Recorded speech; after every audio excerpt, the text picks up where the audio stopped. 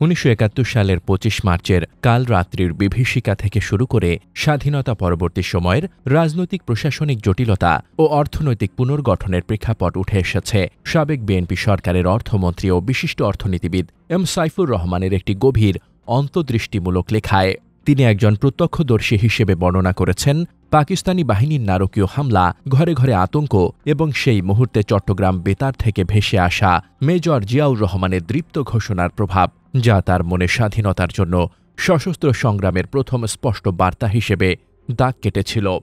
লেখায় তিনি মেজর জিয়ার সাহসিকতা, দেশপ্রেম ও নেতৃত্ব গুণের প্রশংসা করেছেন, যার প্রভাব পড়ে তার পরবর্তী রাজনৈতিক চিন্তাধারায়ও। পরবর্তীতে মেজর জিয়ার সঙ্গে তার পরিচয়, পারিবারিক পর্যায়ে ঘনিষ্ঠতা এবং প্রথম পে কমিশনে একসাথে কাজ করার অভিজ্ঞতা উঠে এসেছে অকপটভাবে। একই সঙ্গে শেখ মুজিবুর রহমান ও তাজউদ্দিন আহমেদের সাথে কাজ করার কথাও তিনি তুলে ধরেছেন স্পষ্ট ভাষায়। এটি শুধু একটি ব্যক্তির স্মৃতিচারণ নয়, এটি বাংলাদেশের জন্ম, বিকাশ ও রাজনৈতিক পট পরিবর্তনের এক মূল্যবান ইতিহাস, যা জাতির ভবিষ্যতের জন্য এক গুরুত্বপূর্ণ দলিল। তিনি কি লিখেছেন সেটি থাকছে আমাদের আজকের এই বিশেষ আয়োজনে। রাজনৈতিক অঙ্গনের নানান তথ্য ও ইতিহাস পেতে আমাদের চ্যানেলটি সাবস্ক্রাইব করে বেল বাটনটি প্রেস করে রাখুন। তিনি লেখেন, 25 মার্চ রাতে বাসায় ফেরার পর বন্ধু জনাব মোর্শেদের টেলিফোন পেয়ে জানতে পারি পাকিস্তানি সৈন্যরা রাস্তায় নেমেছে এবং নির্বিচারে নিরস্ত্র মানুষকে গুলি করে মারছে, ঘর বাড়িতে আগুন লাগাচ্ছে, রাস্তায় ট্যাঙ্ক নামিয়েছে, কামান মারছে। কি ভয়ঙ্কর, কি বিভৎস এ দৃশ্য! নিরস্ত্র মানুষের বিরুদ্ধে প্রশিক্ষিত সৈন্যবাহিনীর এ আক্রমণ চোখে না দেখলে বিশ্বাস করা কঠিন। এ সময় ঘরের বাইরে যাওয়া নিরাপদ ছিল না, ঘরে থেকেও নিরাপত্তার গ্যারান্টি ছিল না। আমাদের অনেক আত্মীয় স্বজন এ সময় নিরাপদ আশ্রয়ের জন্য আমার গুলশানের বাড়িতে আসেন। খবরাখবর জানার জন্য বসে বসে রেডিও শুনি।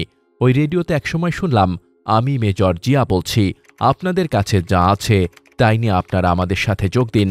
আমরা পাকিস্তানি শত্রুদের বিরুদ্ধে সশস্ত্র সংগ্রামে লিপ্ত আছি। একজন মেজরের কণ্ঠে দৃপ্ত ঘোষণা শুনে আমি উদ্দীপ্ত হলাম। তখন আমি মেজর জিয়াকে চিনতাম না, কিন্তু তার কণ্ঠ ও ঘোষণা শুনে মনে হলো তিনি একজন সত্যিকারের দেশপ্রেমিক ও সাহসী সৈনিক। আমাদের রাজনৈতিক নেতারা কে কোথায় আছে জানি না, কারো কথা শুনতে পাই না।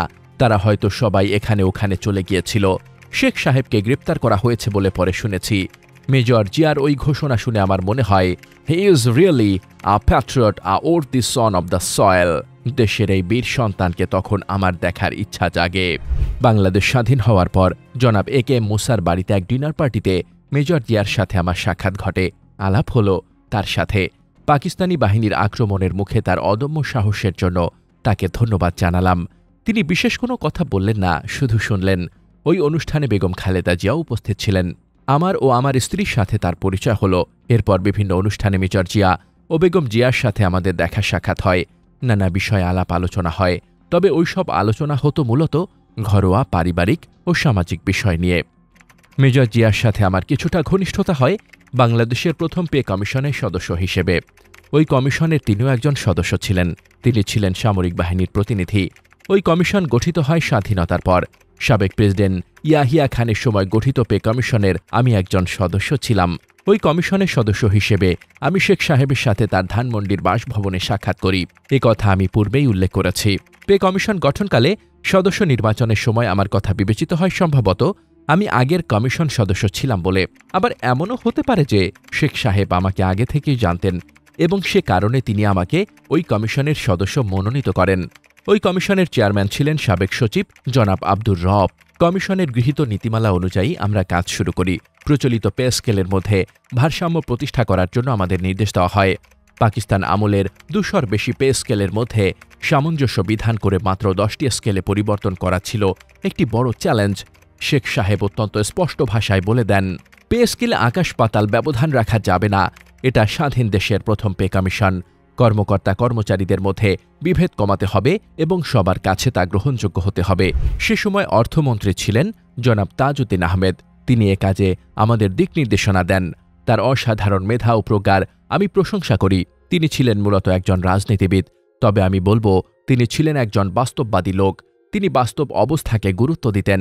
তার দূরদর্শী চিন্তাভাবনা ও সহযোগিতার মনোভাব আমাদের কাজে সহায়ক হয়। কমিশনের কাজ সমাপ্ত হওয়ার পর আমরা প্রধানমন্ত্রী শেখ মুজিবুর রহমানের সাথে সাক্ষাৎ করি। উদ্দেশ্য ছিল পে কমিশন সম্পর্কে গৃহীত সুপারিশ ও অন্যান্য বিষয় তাকে অবহিত করা। ওই বৈঠকে কমিশনের সকল সদস্য ও চেয়ারম্যান উপস্থিত ছিলেন। অর্থমন্ত্রী জনাব তাজউদ্দিন আহমেদও উপস্থিত ছিলেন। কমিশনের চেয়ারম্যান জনাব রব আমাকে আগেই বলে রাখেন যে আমি যেন সবকিছু শেখ সাহেবকে অবহিত করি এবং তার উত্থাপিত বিভিন্ন প্রশ্নের উত্তর দেই। জনাব রব নির্বাচন করার কথা চিন্তা করেছিলেন। তার হয়তো আশঙ্কা ছিল পে কমিশন রিপোর্টের খুঁটিনাটি বিষয়ে শেখ সাহেবের সাথে মতপার্থক্য দেখা দিলে তিনি নমিনেশন পাবেন না। যা হোক, পে কমিশন রিপোর্টে সংক্ষিপ্ত বিবরণ শোনার পর শেখ সাহেব দ্বিমত পোষণ করলেন। তিনি বললেন, এত টাকা কোথায় যে কর্মকর্তা কর্মচারীদের বেতন দেব? অর্থনীতি ধ্বংস হয়ে গিয়েছে, পুনর্বাসনের জন্য বিপুল অর্থ ব্যয় করতে হচ্ছে, মিল কারখানা উৎপাদন হচ্ছে না। এ সময় বাড়তি অর্থ কোথা থেকে আসবে? এত টাকা আমি দিতে পারবো না। বললেন, ঠিক আছে, পে কমিশনের রিপোর্ট ঘোষণা করে দিন, তবে সবাইকে শতকরা 10 ভাগ বেতন কম দেওয়া হবে, একথাও বলে দিন। শেখ সাহেবের কথায় সব চুপ করে রইলেন। একটি অস্বস্তিকর পরিবেশ। আমি বিনীতভাবে ওই সিদ্ধান্তের বিরোধিতা করলাম। বললাম, মাননীয় প্রধানমন্ত্রী, এটা সম্ভব নয়। সরকার একটা পে স্কেল ঘোষণা করছে, অথচ পে স্কেল থেকে 10 ভাগ বেতন কম দেওয়া হবে। এটা কেউ মেনে নেবে না। এতে কর্মকর্তা কর্মচারীদের মধ্যে অশান্তি বাড়বে।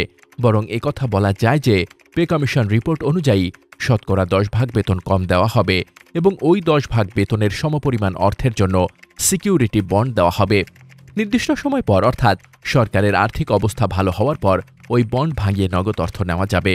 আমার কথায় শেখ সাহেব খুশি হলেন বলে মনে হলো না, কিন্তু অর্থমন্ত্রী জনাব তাজউদ্দিন আহমেদ আমার কথা সমর্থন করলেন। বললেন, সরকারের পক্ষ থেকে দেওয়া ওয়াদা অবশ্যই পালন করতে হবে, তা না হলে সরকারের বিশ্বাসযোগ্যতা হারিয়ে যাবে। তিনি বলেন যে এ খাতে যে বাড়তি অর্থ খরচ হবে তা বিভিন্ন খাত থেকে সংকুলান করা যাবে। শেখ সাহেব বললেন, যা ভালো বোঝেন তাই করেন। বৈঠক সমাপ্ত হল। সবাই আমরা চলে যাচ্ছিলাম। হঠাৎ শেখ সাহেব আমার দিকে তাকিয়ে বললেন, আপনি পাশের ঘরে গিয়ে বসুন। তিনি সবাইকে ধন্যবাদ জানালেন পে কমিশনের রিপোর্ট তৈরি করার জন্য। আমি পাশের ঘরে গিয়ে বসলাম। সবাই চলে গেলেন।